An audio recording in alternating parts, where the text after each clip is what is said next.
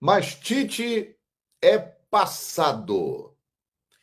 Vem aí Felipe Luiz. É isso aí, meus amigos e minhas amigas.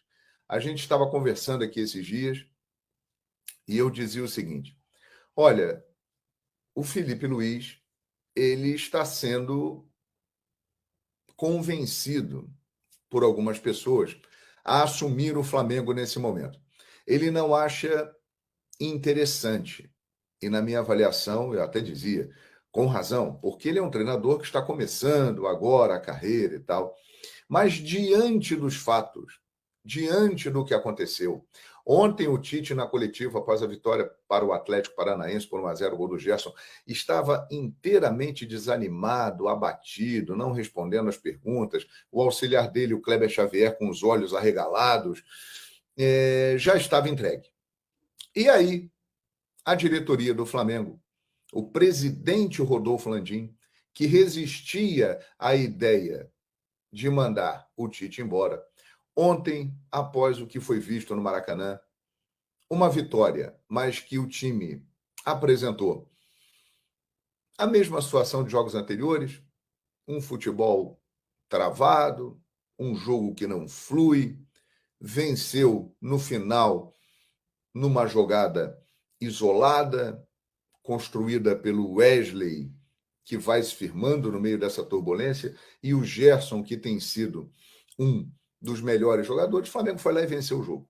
Mas ficou claro o seguinte: não está legal, né? A coisa não está andando, não está fluindo, precisamos fazer alguma coisa. E aí, na noite de ontem, Rodolfo Landim, que era quem segurava o Tite, foi convencido por esses pares. Falou: não tem jeito. Tenho que mandar o Tite embora. Tenho que pagar mais uma multa. É o que a torcida quer.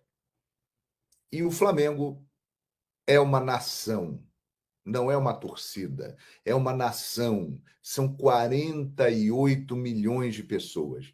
E olha, 99,9% da torcida do Flamengo queria a saída do Tite.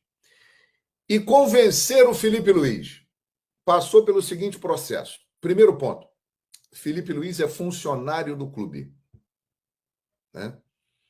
Então viraram para ele e falaram o seguinte: olha só, você é funcionário do clube. Então você está sendo convocado para uma missão.